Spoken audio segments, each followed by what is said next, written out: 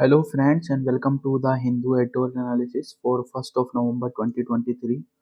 तो शुरू करते हैं आज के एडिटोरियल डिस्कशन को। First editorial is welcome assertion matters of defection should be taken out of the purview of the speaker. तो ये जो हमने बताया था कि जो सुप्रीम कोर्ट ऑफ इंडिया है उन्होंने जो फिक्स की थी डेडलाइन, महाराष्ट्र असेंबली के स्पीकर को बोला था कि आप एडजुडिकेट कीजिए जो भी पिटिशंस हैं जिसमें डिस्क्वालिफिकेशन जो है मेंबर्स का सीख किया है उस पर। तो उसको एक वेलकम साइन बताया है जुडिशियल असर्शन का ऑथर ने। ठीक है, फिर ऑथर ने ये बोला कि जो लॉन्ग एक्सपीरियंस है वो ये दिखाता है कि speakers tend to treat disqualification issues with great alacrity और supreme indifference, supine indifference, sorry, मतलब उसको एक इतना इंपॉर्टेंस नहीं देते हैं उसको। फिर ऑथर ने ये बोला कि जो प्रेजाइडिंग ऑफिसर्स है he appears to place political loyalties above their constitutional duty। अगर आप हिस्ट्री देखें या पीछे के इवेंट देखें तो उनमें यही चीजें देखने को मिलती हैं।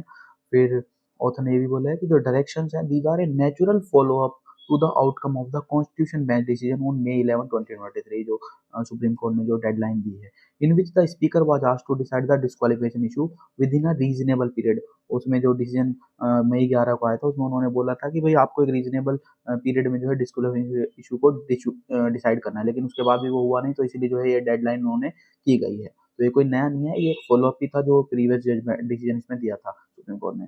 तो ऑथर ने यहाँ पे फाइनल कंक्लूड ये किया, so long as the speaker is vested with the authority to adjudicate disqualification issues it will be difficult to free matters और defection from the thicket of politics. यानी कि इंडिपेंडेंट जो है एक बॉडी आप institute कर सकते हैं जो डिफेक्शन वाले या डिस्क्वालिफिकेशन वाले मैटर्स को देख सकता है। तो ऑथर ये सजेस्ट कर रहे हैं यहाँ पे। Next is safety first, railways must upgrade it's signalling and telecommunication network. तो यहाँ पे आपको ये तो पता ही होगा, जो भी ट्रेन एक्सीडेंट हुआ था विजयनगरम डिस्ट्रिक्ट में आंध्र प्रदेश के, उसके कॉन्टेक्स्ट में है यहाँ पे। और जो क्योंकि जो मेनली जो इसका रीजन बताया गया था वो ये था कि there were inadequacies in the railway safety system. Signalling का इशू बताया था, सिग्नलिंग की वजह से जो है वो हो सकता है। तो इससे पहले भी अभी पीछे एक्सीडेंट हुआ था जिसमें तीन ट्रेन जो है कोलाइड कर रही थी ओडिशा के बालासोर डिस्ट्रिक्ट में जून में, ठीक है ना, जहाँ पे भी काफी सारी लाइवलीहुड्स का लॉस हुआ था। तो ये सिग्नलिंग इंटरफेरेंस जो है it may have led to the accident in Odisha while signal jump is suspected to be the cause in Vizianagaram. वहाँ पे सिग्नलिंग इंटरफेरेंस जो वो था रीजन था, और जहाँ पे जो सिग्नल जंप जो है वो सस्पेक्ट किया जा रहा है कि उसकी वजह से जो ये एक्सीडेंट रिसेंट वाला वो हुआ है। दोनों ही एक्सीडेंट अगर आप देखें तो दोनों ही में जो कवच है, कवच क्या है यहाँ पे, जो इंडिजिनियसली डेवलप्ड हमारा ट्रेन कोलिजन अवॉइडेंस सिस्टम है, it was not available on the train. दोनों ही सिस्टम, दोनों ही एक्सीडेंट्स में ये वाला जो कवच जो सिस्टम था वो लगा हुआ नहीं था ट्रेन पे, ठीक है ना।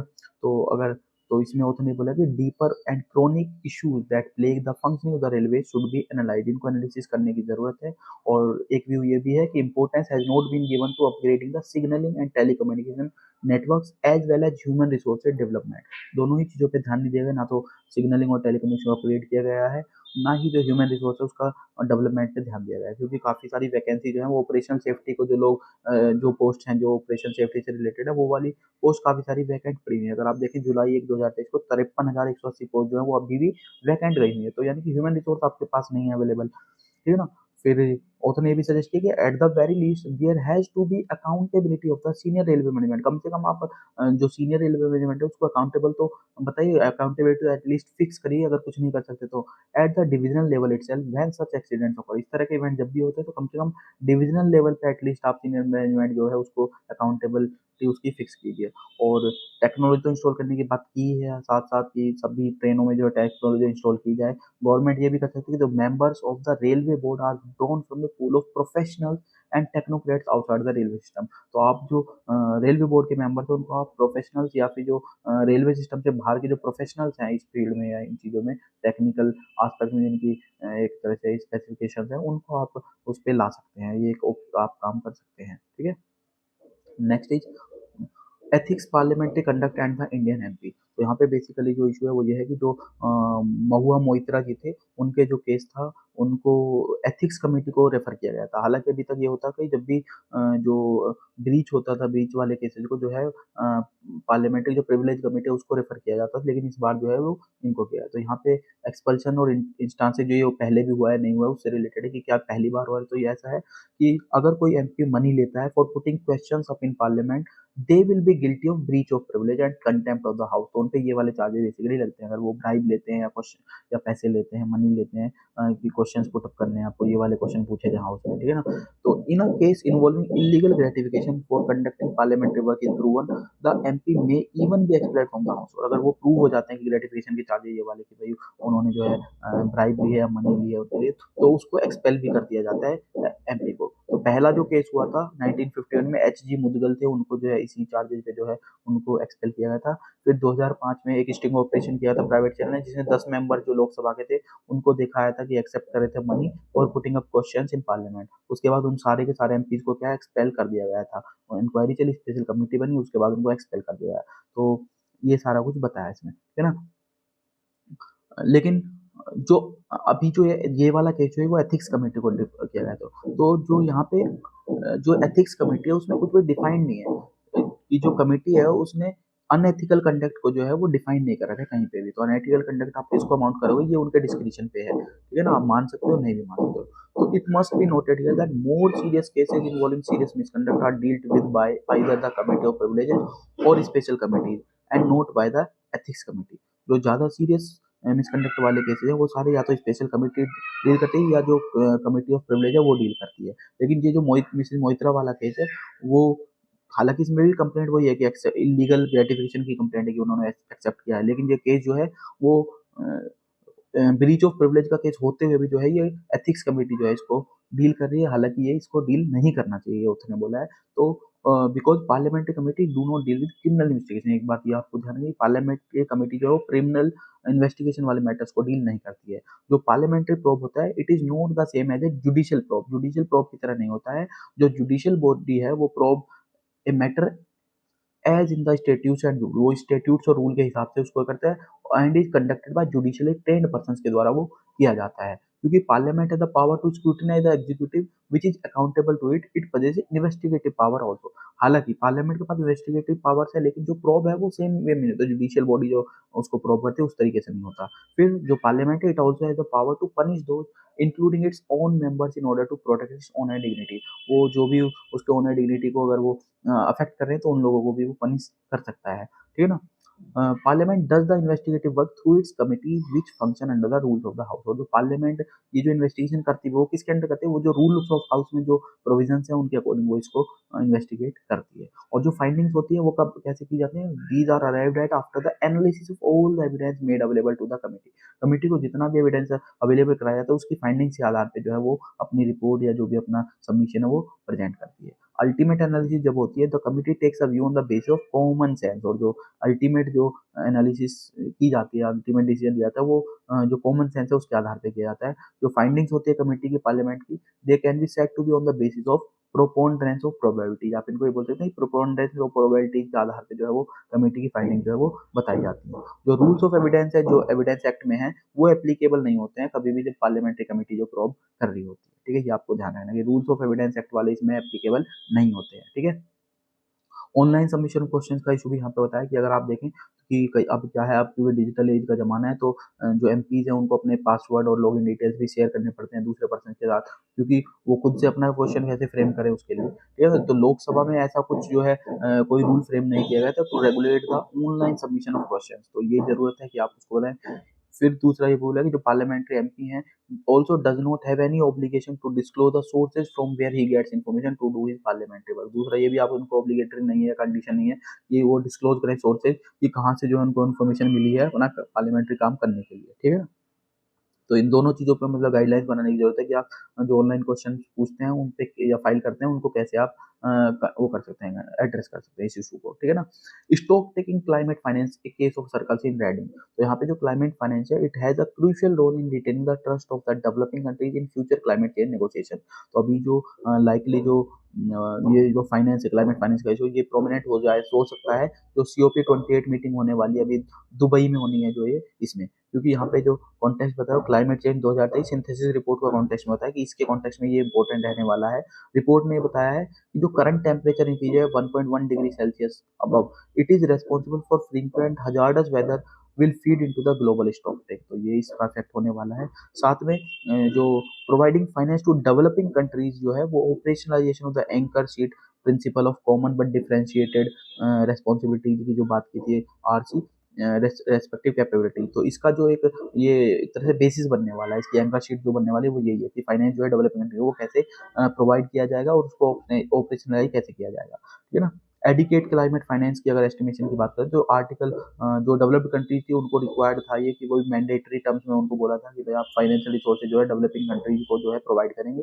फिर आर्टिकल 9 जो है पेरिस अग्रीमेंट का जो क्लाइमेट चेंज पे हुई थी वो भी मैंडेटरी करता था डेवलप्ड कंट्रीज के लिए कि वो प्रोवाइड करें by annual update reports information relating to financial resources which they have provided or also the projected levels of public financial resources to be provided to the developed country parties। ये तीनों चीजें mandatory की थी कि वो बाईएनुअल update reports करेंगे, information provide करेंगे कि फाइनेंशियल रिसोर्सेज जो वो प्रोवाइड करें उनके रिगार्डिंग, और जो प्रोजेक्टेड लेवल्स है पब्लिक फाइनेंशियल रिसोर्सेज वो भी जो है वो प्रोवाइड करेंगे डेवलपिंग कंट्रीज पार्टीज को, ठीक है ना। फिर साथ में पेरिस एग्रीमेंट जो है it was based on the self determined efforts of all the parties inscribed in the NDCs. जो नेशनल डिटरमिन्ड कंट्रीब्यूशन उनके सेल्फ डिटरमिन्ड एफर्ट जो थे उनके आधार पे बेसिस थी। जो एंटायर एनडीसीज थी वो पुट टुगेदर अगर हम करें तो ये प्रोजेक्ट कर रहे थे picture of over shooting the 1.5 degree temperature goal. 1.5 degree Celsius के राइज के टेम्परेचर को गोल को कंटेन करने के लिए बेसिकली एनडीसी जो है वो डेवलप किए थे। और जो फाइनेंशियल नीड्स थी उनमें से ज़्यादातर जो रिक्वायर्ड जो चाहिए इनमें डेवलपिंग कंट्री वो बेसिकली चाहिए transitioning towards low carbon cleaner energy systems from traditional system. क्योंकि जब आप ट्रेडिशनल सिस्टम से क्लीनर सिस्टम की तरफ ट्रांजिट करेंगे, लो कार्बन की तरफ ट्रांजिट करेंगे, तो जाहिर सी बात है जो डेजिग्नेटेड फाइनेंशियल मैकेनिज्म है जैसे United nation framework convention on climate change है वो उनको कवर नहीं करते। तो इन चीज़ों को कवर करने के लिए जो है ये फाइनेंशियल नीड्स बेसिकली ये डेवलपिंग कंट्रीज को प्रोवाइड करने की इसमें बात थी, ठीक है ना। फिर बर्डन शेयरिंग की बात करते हो वो भी अनक्लियर है कि कौन सी कंट्री जो है कितना वो शेयर करेगी। तो ना तो यूएनएफसीसीसी ना ही पेरिस एग्रीमेंट जो है उसने मेंशन किया कि क्राइटेरिया क्या रहने वाला है इस मोबिलाइजेशन, डेवलप्ड कंट्री से जो है फंड मोबिलाइज होकर डेवलपिंग कंट्री को जाना है। तो वही अभी डिसाइड नहीं है कुछ यहाँ पे, ठीक है ना। फाइनली उसने ये बोलेगा जो डेवलप्ड वर्ल्ड है needs to mirror the move seen in 2009-10 to save the global financial system by displaying strong political will and urgency once again to safeguard the atmosphere. जिस तरीके से 2009-10 में जब 2008-9 की फाइनेंशियल क्राइसिस है उसके बाद 2009-10 में जो ग्लोबल फाइनेंशियल सिस्टम है उसने एड प्रोवाइड की थी, हेल्प प्रोवाइड की थी ताकि जो ग्लोबल लेवल पे जो है फाइनेंशियल सिस्टम को या ठीक है ना फाइनेंशियल सिस्टम को बचाया जा सके। इसी तरीके से आपको जरूरत है कि अब आप क्लाइमेट अगर एटमॉस्फेयर देखें तो सेफगार्ड करने के लिए आपको इसी लेवल पे भी उसी तरीके से वर्क करने की जरूरत है। ये यहाँ पे ऑथर का सजेशन है, ठीक है ना। ये सजेशन ऑथर ने यहाँ पे दिया है। आगे देखते हैं the silent annexation of West Bank. तो यहाँ पे आज जो है गाजा गाजा कई दिन से चल रहा है। अभी आज जो इस ये ऑथर है इन्होंने वेस्ट बैंक के इशू को जो है यहाँ पे लगाया कि किस तरीके से वेस्ट बैंक में भी जो है एनेक्सेशन वो कंटिन्यू चल रहा है, वहाँ पे जो सेटलमेंट्स वो बढ़ रहे हैं। North in the worst hit cities and refugee camp such as Jenin, Aqaba, जावेर, कलाकलिया, Qalandia, smaller Bedouin communities are being evacuated, land is being grabbed and farms are being vandalized। ये सारे वेस्ट बैंक रीजन की बात हो रही है जहाँ पे ये सारी चीजें हुई हैं। वेस्ट बैंक देखें तो it is home to 3 million Palestinians और 5 लाख सेटलर्स इसराइली जो है इसमें रहते हैं और वो सारे के सारे टर्मोइल में है ये वाला रीजन भी, ठीक है ना। जो पैलेस्टीनियंस है गाजा में फेस कर रहे हैं जीनोसाइड। जो साइलेंट एनेक्सेशन है वेस्ट एशिया में it receive less attention. Palestinian Gaza वाले रीजन को सभी अटेंशन दे रहे हैं लेकिन जो एनेक्सेशन हो रहा है वेस्ट बैंक वाले रीजन में उस पर कोई जो है अटेंशन नहीं अभी तक दी गई है। उसने बेसिकली ये मुद्दा उठाया है। तो उसने यहाँ पे 3-4 क्वेश्चन पूछे हैं कि एक तो ये पूछा है कि जो शोमरोन रीजनल काउंसिल है जो कि नॉर्थ वेस्ट बैंक में रीजन है जहाँ पे 35 इजरायली सेटलमेंट्स अंडर जुरिडिक्शन में वो डिस्ट्रीब्यूट करे। उसने डिस्ट्रीब्यूट किया 300 assault rifle civilian security squad. तो उसको कैसे जस्टिफाई करेंगे आप। फिर जो स्टेट स्पॉन्सर्ड वायलेंस है have legitimacy in legal Israeli settlement. उन्होंने एक तरह से लेजिटिमाइट कर दिया लीगल जो इजरायली सेटलमेंट है उनको भी लेजिटिमेट कर दिया स्टेट स्पॉन्सर्ड वायलेंस ने। तो दूसरा इशू है फिर जो कन्वर्सेशन होती है about the complicated nature of the Israeli occupation it has been replaced with the debate between antisemitism and Islamophobia. इस चीज से इसको रिप्लेस कर दिया है। तो मतलब जो एक्चुअल इशू था उसको एड्रेस नहीं कर रहे आप उसको जस्ट घुमा फिरा के दूसरी चीज बता दे रहे हैं, ठीक है ना। फिर क्वेश्चंस क्या क्या अंडरलाइन। तो ऑथर ने ये बोले कि as long as the Palestine question is not resolve, जब तक ये क्वेश्चन आप ये पैलेस्टीन इशू वाला है पैलेस्टीन क्वेश्चन को आप रिजॉल्व नहीं करते any form of peace building with Arab states would just create carceral geography and spatiocide of the Palestine. तब तक जो है आप ये इशूज ऐसे कैसे ही बने रहेंगे, ठीक है ना। कोई जो है ज्योग्राफी में उसमें कोई चेंज नहीं होने वाला है। स्पेसिसाइड भी बोले जो स्पेसिफिकेशन है वहाँ पे जो ये देखने को मिल रहे हैं इवेंट्स वो पैलेस्टीन का जो वहाँ पे हो रहा है कि उससे एक दूसरे से दूसरी जगह उनको भगा रहे हैं इधर उधर कर रहे हैं वो सारा चलता ही रहेगा, ठीक है ना। तो सजेस्ट ये किया है उसने वे फॉरवर्ड में कंक्लूजन में कि the world should call for an immediate cease fire of Israel ground invasion of Gaza and adopt a strong boycott divestment and sanction policy. तीनों चीज़ों को आप कर सकते हैं।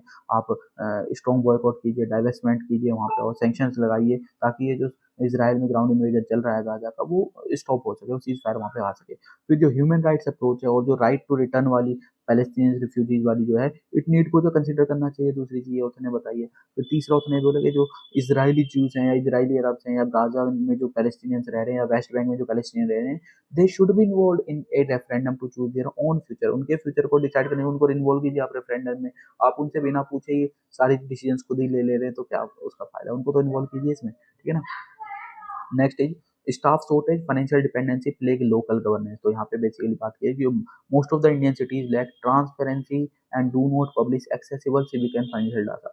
ना तो उनके पास ट्रांसपेरेंसी है उनसे और ना ही वो जो सिविक और फाइनेंशियल डाटा है वो एक्सेसिबल पब्लिश करती हैं। तो यहाँ पे एनुअल सर्वे जो है ये डाटा बेसिकली लिया गया है annual survey of India city systems 2003 जो पब्लिश किया था जनाग्रह ने, ठीक है ना। तो इसमें मेनली बेसिकली जो ये बताया कि मेजोरिटी जो लोकल गवर्नमेंट्स हैं these are financially dependent on the state government. ये एक बात निकल के आती है, मेजोरिटी वो स्टेट पे डिपेंड है, उनको स्टेट से अप्रूवल लेना पड़ता है। और जो रिपोर्ट है उसने ये भी बताया कि केवल असम को अगर आप छोड़ दें तो only Assam empower city governments to collect all key taxes. सिर्फ असम एक ऐसा स्टेट है जिसने अपनी जो भी सिटीज हैं उनको एम्पावर कर रखा है कि वो अपने खुद के टैक्स जितने भी की टैक्स है उनको खुद कलेक्ट कर सकते हैं, बाकी किसी स्टेट ने ऐसा नहीं कर सकता है। ये एनुअल सर्वे हम बताई थी जहाँ से डाटा लिया गया है दिल्ली। तो इस रिपोर्ट में आया कि only handful of states have empowered their city government to appoint municipal commissioners. कुछ ही स्टेट ने ऐसा कहा कि जो उन्होंने सिटीज को एम्पावरमेंट किया, सिटी गवर्नमेंट को एम्पावर करा कि आप म्यूनिसिपल कमिश्नर जो है अपॉइंट कीजिए। और किसी भी सिटी ने जो है कंप्लीट पावर जो है अपने उसके स्टाफ को भी नहीं दिया। वो कमिश्नर भी अपॉइंट हुए तो उसमें भी देखेंगे उनको कंप्लीट पावर नहीं दी गई अपने स्टाफ को कंट्रोल या सुपरविजन के लिए। रिपोर्ट ये भी बताती है lack of transparency in publishing city civic information जो कि सिटीजन एक्सेस कर सकें इजीली। तो अगर आप देखें तो केवल 11 स्टेट जो हैं 35 यूटी और स्टेट्स में से they have enacted the public disclosure law that mandates publishing of की सिविक डाटा। सिर्फ 11 स्टेट्स ने ही ये कर रखा है कि वो पब्लिश कर सकते हैं सिविक डाटा को। उसमें से भी वन कैपिटल सिटी और जो है जैसे जो दिल्ली है और एक one capital city in India publishes एक internal audit report and to publish annual report. केवल दिल्ली जो है वो इंटरनल ऑडिट रिपोर्ट पब्लिश करती है और केवल 2 और स्टेट्स हैं जो 2 और सिटी हैं जो अपनी एनुअल रिपोर्ट जो है वो पब्लिश करती हैं, ठीक है ना। और 11 of them publish there minutes of meeting and 17 make available there decision making process. केवल 11 जो है वो मिनट्स ऑफ मीटिंग को पब्लिश करते हैं और 17 जो है वो डिसीजन मेकिंग प्रोसेस को जो है वो पब्लिश करते हैं, बाकी और कुछ नहीं करते, ठीक है ना। और डाटा ये भी दिखाता है कि नो सिटी पब्लिश है क्वार्टरली फाइनेंशियल ऑडिटेड स्टेटमेंट। कोई भी सिटी जो है quarterly financial audited statement publish नहीं करता है, ठीक है ना। केवल 28% जो सिटीज वो है सिटी हैं they disseminate their annual audited financial statements, ठीक है ना। एनुअल ऑडिटेड स्टेटमेंट भी केवल 28% सिटी ही पब्लिश करती हैं। और जो नंबर है वो फिर फर्दर 17% चला जाता है अगर मेगा सिटीज की बात की जाए। तो सिटीज में तो 28% है भी, अगर मेगा सिटी की बात करें तो केवल 17% ही जो है वो annual audited financial statement publish करती हैं। जो बड़ी सिटीज हैं वो पब्लिश जरूर करती हैं सिटी बजट्स को। जो स्मॉलर सिटीज हैं वो वहाँ पे भी पीछे और केवल 40 से 65% जो है वो पब्लिश करती हैं अपने सिटी बजट को, ठीक है ना। और जो अगर वैकेंसी की बात करें तो 35% वोट्स पोस्ट जो है इंडियन म्यूनिसिपल कॉर्पोरेशन वो वैकेंट है। अगर आप देखेंगे तो 40% पोस्ट जो है वो वैकेंट है अमंग म्यूनिसिपैलिटीज और 58% जो पोस्ट है वो वैकेंट है टाउन पंचायत में। तो वैकेंसी का लेवल आप देख सकते हैं कितना ज़्यादा है। कंपैरिजन अगर आप करें अदर मेट्रोपोलिसिस के साथ जैसे न्यूयॉर्क है, लंदन है या जोहान्सबर्ग के साथ है, तो ये दिखाता है कि there is a crippling shortage of staff in limited to Indian cities. ये जो शॉर्टेज है ये केवल इंडियन सिटीज में ही लिमिटेड है, बाकी सिटीज जो है वो बहुत अच्छा है। अगर आप न्यूयॉर्क की बात करें तो वहाँ पे 5906 सिटी वर्कर्स हैं न्यूयॉर्क में और 2936 हैं लंदन में फॉर एवरी 1 लाख पॉपुलेशन। वहीं अगर आप इंडियन सिटीज को कम करें तो केवल 317 आते हैं बेंगलुरु में, 586 आते हैं हैदराबाद में और 938 आते हैं मुंबई में। तो आप डिफरेंस देख सकते हैं कितना ज़्यादा इसमें है, ठीक है। Next is how cargo transport can be improve. तो ये इंडियन रेलवेज का जो ये चल रहा था ये तीसरा और लास्ट पार्ट है इस सीरीज का, जिसमें भाई बावला हो रहा है क्या। मतलब वैसे ड्रॉप नॉलेज के लिए सर उनको ऐसा कोई ड्रॉप ड्रॉप सर। अरे सर मैं तो वैसे दे रहा हूँ, मेरे पास रहेगी ना ना ना इसको डिलीट मार दे अभी। देखो तो मेरे पास रहेगी सर ये तो। अरे भाई बावला हो रहा है तो। देखो तो एक बार। देख ली मैंने। नो नो कोई बात नहीं, वैसे दिखा लेना घर बुला के किसी दिन। हाँ तो ये तीसरा पार्ट है इस सीरीज का। बेसिकली यहाँ पे सजेशन दिए गए, ये बाद में पढ़ेंगे, जिस्ट देखते हैं। तो एनालिसिस की गई है 15 origin to destination pairs की, which indicate that both premium scale rates and राजधानी rates after adding the first and last mile cost, these are higher than truck rates, an exception being cargo move to destination the north। तो ये finding आई है। और अगर 15 साल के privatisation के बाद भी जो है, जो डोमेस्टिक कार्गो है, it moved by containers in a मियर 1% of the Indian railway loading and 0.3% of the total freight in the country. Total freight का केवल 0.3% जो है वो कवर करता है, और 1% जो है इंडियन रेलवे की लोडिंग जो है वो डोमेस्टिक कार्गो जो कंटेनर्स के थ्रू मूव होते हैं, even after 15 years of privatisation. फिर जो जनरल कार्गो की बात करें अगर, तो वो सेगमेंट है, ये बेसिकली वे फॉरवर्ड में इन्होंने बताया। तो यहाँ पे एक बार देख लेते हैं। by attaching 2 to 3 parcel vans in all popular trains, ensuring their timely movement and tweaking freight tariff rules, जो इंडियन रेलवेज है, it should be able to load substantial general cargo tonnage in the coming years. तो आने वाले time में ये अच्छा कर सकता है।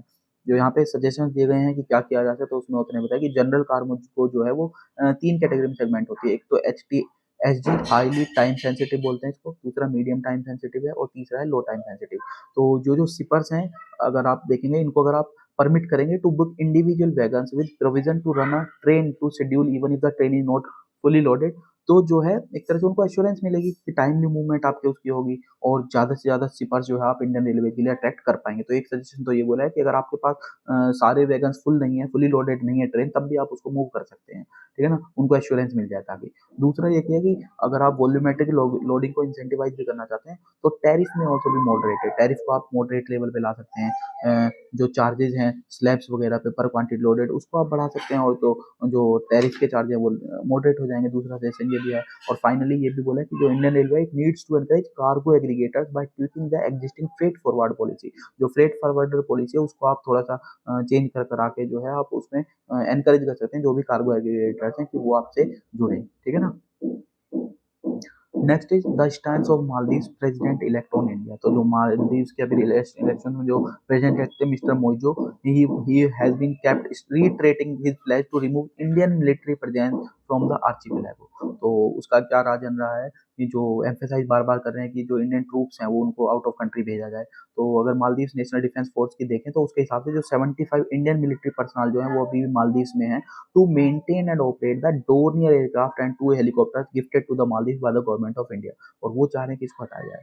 तो और पिछले 4 सालों में अगर देखें तो India has emerged as the Maldives main security and economic partner, committing $1.4 billion toward the socio-economic development needs of Maldives। तो ये इंडिया का स्टेक है, इंडिया का इंटरेस्ट है, जो इसमें दिखाता है कि हमने क्या किया है।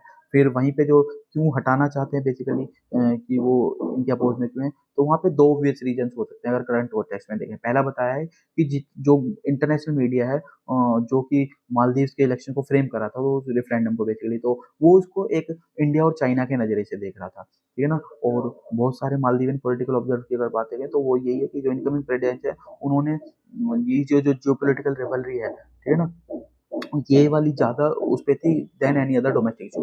दूसरा, उन्होंने अपने जो खुद के प्री पोल प्लेज में है उन्होंने ये बोला था कि जो रिमूवल ऑफ इंडियन बूट्स वाला उन्होंने प्रॉमिस किया था कि मालदीवन सोइल से जो इंडिया की जो मिलिट्री प्रेजेंस है उसको हटाया जाए। तो ये दूसरा रीजन ये भी है कि वो इसलिए भी इसको चाहते हैं कि हटाया जाए, ठीक है ना। आगे देखते हैं। In the Pegasus battle the fight for surveillance reform. तो ये अभी जो कल ही रिसेंट जो एक फिर से आया है कि भाई जो कुछ एप्पल यूजर्स हैं उनके जो फोन्स हैं वो हैक हो गए हैं, और उनको कंसर्न आए कि डाटा ब्रीच हो सकता है, आपका डाटा प्राइवेसी कंसर्न उसके रिगार्डिंग में। तो यहाँ पे ये बोले the gaps in inclusive surveillance framework are causing severe harm to India democratic ideals. There are documented instances of advanced spyware being used in India against human rights defenders। तो documented instances यहाँ पे देखे गए हैं जिसमें जो human rights के defender हैं उनके डाटा को या उनके फोन्स को वगैरह हैक किया गया है, ठीक है ना।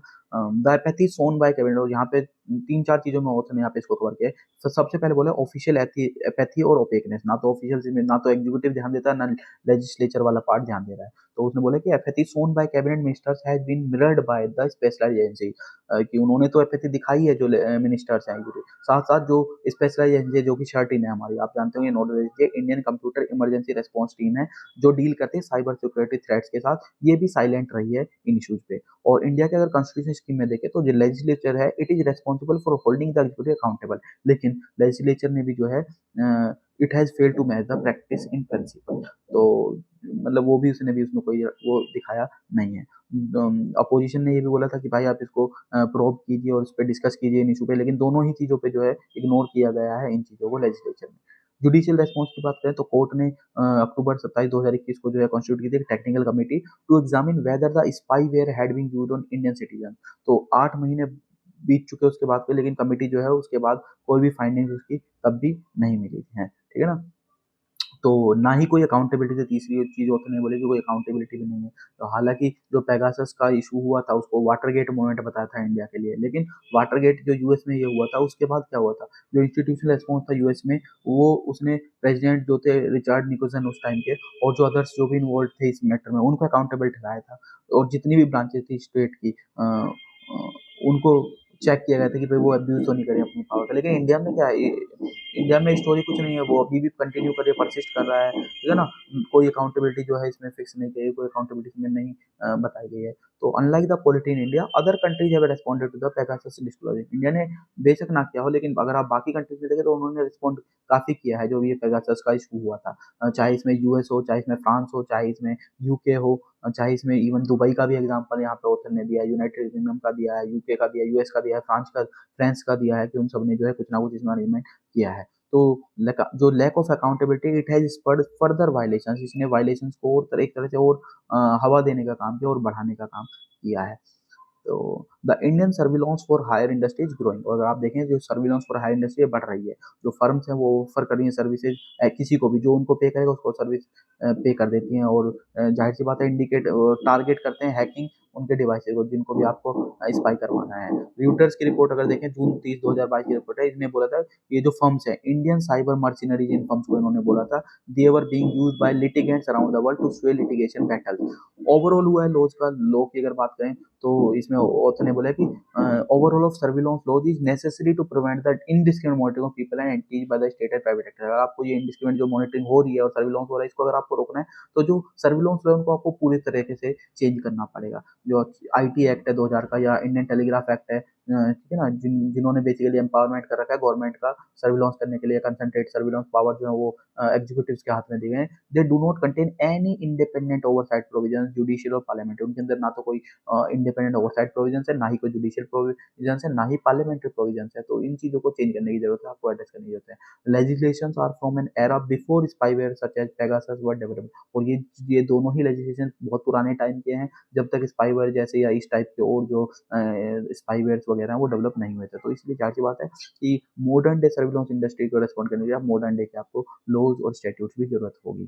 फिर unfortunately legislative proposals by the union government for surveillance reform do not exist. दूसरा ये बताया कि कोई इस तरीके का जो लेजिस्लेटिव प्रपोजल है जो सर्विलांस में रिफॉर्म लाए वो एग्जिस्ट ही नहीं करता है। जो प्रपोज डाटा प्रोटेक्शन लॉ लाया था वो भी एड्रेस नहीं कर पाया इन कंसर्न्स को despite proposal from members of the joint parliamentary committee, JPC ने रिकमेंड किया था लेकिन उसके बाद भी वो एड्रेस नहीं हुए हैं। उल्टा क्या हुआ, जो प्रपोज होता है it provides wide exemptions to the government relating to select agencies from the application of the law one which might be used to exempt intelligence and other law enforcement, और उनको एग्जेम्पशन और ज्यादा बढ़ा दिया, उनके exemption के दायरे को और बढ़ा दिया गया, और जो लॉ एनफोर्समेंट और जो इंटेलिजेंस एजेंसी उनको एग्जाम्प्ट कर दिया गया था इसमें, ठीक है ना।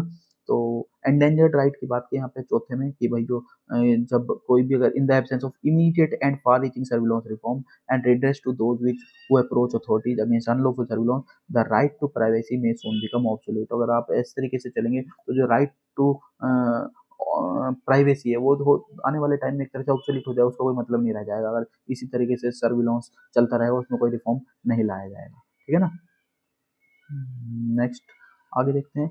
एक ग्रोथ पे आया था। सितंबर जो कोर सेक्टर की ग्रोथ थी वो स्लिप हो गई है 8.1% पे। तो जो सितंबर की ग्रोथ रेट है 8 कोर सेक्टर जो हमारे आते हैं आईआईपी, जिनसे मेजर पोर्शन इसका मोर देन 50% जो कवर करते हैं, उनमें स्लोएस्ट ग्रोथ देखिए 4 मंथ्स में, और बिलो 12.5% पे जो पिछले अगस्त महीने में देखा है तो उससे जो है 4.8% गिर के वो 8.1% पे आ गया। तो एवरेज आउटपुट अगर देखें तो डिक्लाइन टू 4.8%, और each of the sectors posting month on month production dip. हर एक में अगर आप देखें हर सेक्टर में जो है मंथ ऑन मंथ आपको डिप देखने को मिलेगा, ठीक है ना। क्रूड ऑयल आउटपुट जो है वो स्लिड बैक हुई है कॉन्ट्रेक्शन मोड में। 2 month streak when all sector low growth जो सीमेंट प्रोडक्शन में देखें वो भी 6 मंथ लो पे 4.7% से उसको भी हिट हुआ है। कोल प्रोडक्शन देखें तो वो ग्रो हुआ है 16%, और जो सेकंड हाईएस्ट पेस है एटलीस्ट 13 मंथ। कोल प्रोडक्शन में थोड़ा सा वो है, जो इंडेक्स ऑफ कोर इंडस्ट्रीज है वो 8 इंफ्रास्ट्रक्चर सेक्टर्स में आते हैं, और वो 7 मंथ लो पे अपने पे आ गया सितंबर में, ठीक है ना। तो इन 8 इंडस्ट्रीज को आप कमेंट सेक्शन में बताएं कौन कौन से सेक्टर जो है वो कोर सेक्टर का पार्ट होते हैं, ठीक है ना। पेट्रोलियम, क्रूड ऑयल, रिफाइनरी, ये एक दो मैंने आपको बता दिए, बाकी आप कमेंट सेक्शन में बताएंगे। आगे देखते हैं। लास्ट है, लास्ट नहीं सेकंड लास्ट है ये भी था, हाँ। मेस्सी को जो है 8वीं बार रिकॉर्ड जो है बैलन डी ओर का अवार्ड मिला है। फुटबॉल का हाईएस्ट अवार्ड होता है, तो मेंस में जो है वो मेस्सी को, लायनल मेस्सी को मिला है अवार्ड इनको, ठीक है ना, बैलन डी ओर। और जो वुमेन है उस कैटेगरी में स्पेन की जो वर्ल्ड कप की विनिंग स्टार थी एइताना बोनमाती, उनको जो है वुमेन्स का ये बैलन डी ओर जो है प्राइज दिया गया है। तो ये आप ध्यान रखेंगे, अवार्ड्स प्राइज आते हैं कई बार। साइंस में आज जो है Gaganyaan for the seas inside India deep ocean mission, India के डीप ओशन मिशन की बात है। जो मिशन है एक प्रायोरिटी एरिया इंडिया के लिए। It is an ambitious programme to explore and harness the depths of the ocean, ocean की डेप्थ्स को हार्नेस करने के लिए वहाँ पे बेसिकली मिशन है। ये यूनिट कैबिनेट ने 2021 में अप्रूव किया था। 6 पिलर हैं इसके, जिसमें डेवलपमेंट टेक्नोलॉजी और फॉर डीप सी माइनिंग, और क्रूड सबमर्सिबल जो है डेप्थ 6000 मीटर तक पहुंचने के लिए इसमें आता है। तो बेसिकली आपको यहाँ पे 6 के 6 पिलर ये ध्यान रखने हैं। जो डीप ओशन मिशन है, it is India ambitious programme for under water exploration chiefly implemented by the ministry of environment and ministry of earth sciences. तो ये आपको ध्यान रखना है, मिनिस्ट्री ऑफ साइंसेज का ये उसके अंडर आता है, और ये अंडर वाटर एक्सप्लोरेशन के लिए 6 पिलर हैं इसमें बेसिकली। तो इन 6 को आप देख लीजिए, चाहे तो नोट डाउन करिएगा।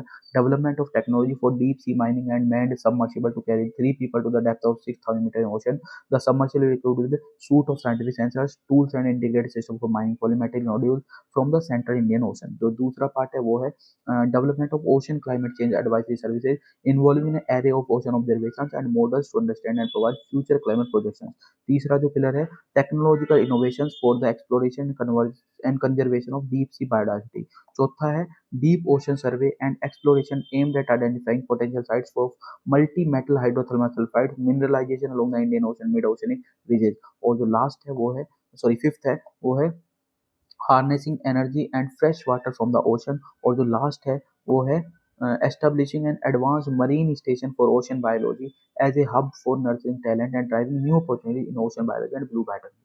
तो न्यू इंडिया 2023 जो डॉक्यूमेंट है, it outlines a blue economy as the sixth core objective of the India growth. ये भी आपको याद रखना है, इंडिया की कोर ऑब्जेक्टिव में छठा जो कोर ऑब्जेक्टिव है वो ब्लू इकोनॉमी का है।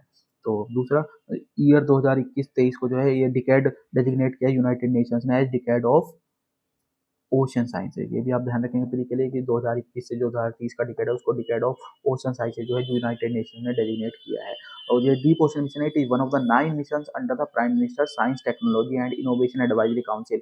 पीएम स्टेक के अंदर ये एक वन ऑफ द 9 मिशंस में आता है आपका डीप ओशन मिशन। ये भी आपको याद रखना है। स्टेटमेंट बेस्ड क्वेश्चन आता है कि ये करेक्ट है इनकरेक्ट है, या इसमें ये है या नहीं है, वो आपको इसके लिए बताया जा रहा है।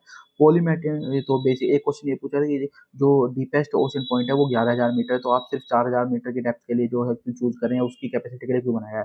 तो बेसिकली इसका जवाब ये दे कि जो पॉलीमेटलिक नोड्यूल्स है सल्फाइड्स के और निकल के, वो बेसिकली जो है वो अराउंड 3,000 मीटर या 5,000 मीटर की डेप्थ तक जो है वो मिलते हैं। तो इसलिए हमारा इंटेंट जो 3,500 मीटर की डेप्थ तक का ही है, इसलिए जो है 6,000 मीटर की कैपेसिटी का उसको बनाया गया है, ठीक है ना। फंडामेंटल डिस्टिंक्शन जो इसको एक चीज और बताया कि जो चैलेंजिंग है more than exploring outer space, outer space से ज्यादा चैलेंजिंग है डीप सी को एक्सप्लोर करना। क्यों? क्योंकि जो फंडामेंटल डिस्टिंक्शन है वो रहता है हाई प्रेशर का डीप ओशंस में, क्योंकि आउटर स्पेस जो है वहाँ पे तो परफेक्ट वैक्यूम है। तो लेकिन अगर आप 1 मीटर भी अंडर वाटर चले जाते हैं तो जो प्रेशर है वो ऑब्जेक्ट पे वो 1 स्क्वायर मीटर एरिया अगर आप जाते देखते हैं तो वो 10,000 किलोग्राम वेट के बराबर हो जाता है। ऐसा हो जाता है कि 10,000 किलोग्राम आपने वेट कर रखा है। तो वहाँ पे ये बेसिक चैलेंज है, और इसी वजह से ये ज़्यादा डिफिकल्ट है और ज़्यादा यहाँ पे आपको वो चाहिए है ना। फिर जो वेसल है उसकी बात की मत्स्य 6000, तो मत्स्य 6000 क्या है, एक इंडिया का flagship deep ocean human submersible है, जो इसमें बेसिकली यूज किया जाएगा। That aims to reach the ocean bed at a depth of 6000 metre. और सबमर्सिबल है, इसमें सूट होगा, साइंटिफिक टूल्स होंगे, इक्विपमेंट डिजाइन होंगे जो फैसिलिटी ऑब्जर्वेशन और सैंपल कलेक्शन, बेसिक वीडियो और ऑडियो रिकॉर्डिंग होगी, और एक्सपेरिमेंटेशन जो भी टूल्स हैं उनके लिए आपको प्रोवाइड करेंगे। जो प्राइमरी मिशन है मत्स्य में वो एक्सप्लोरेशन ही है। और इंडिया के अलावा कौन कौन कंट्री करते हैं, तो यूएसए, रशिया, चाइना, फ्रांस और जापान, ये 5 कंट्री जो है already successful deep ocean crude mission ये अचीव कर सकते हैं, तो इंडिया जो है एक बन जाएगा। फिर जो Matsya 6000 design to accommodate 3 humans travelling within a specialised sphere of diameter 2.1, ये आपको ध्यान रखना है। दूसरा जो कंस्ट्रक्ट किया है टाइटेनियम अलॉय से बनाया गया है। Sphere engineer to withstand pressure of two 6000 bar, 6000 bar तक का प्रेशर जो है ये विदस्टैंड कर सकता है, ठीक है ना। साथ साथ मत्स्य जो है, मत्स्य जो कि इंडिया का है, तो India will be the only country to have an entire ecosystem under water vehicle encompassing deep water ROVs, polar ROVs, AUVs, deep water coring systems and more. India जो है पहली कंट्री जो है वो अ, होगी जिसके पास ये सब चीजें इसके होंगी, ठीक है। तो दिस इज इट, होप आपको डिस्कशन अच्छा लगा होगा। आप वीडियो को लाइक कर सकते हैं, चैनल को शेयर और सब्सक्राइब कीजिए। Thank you.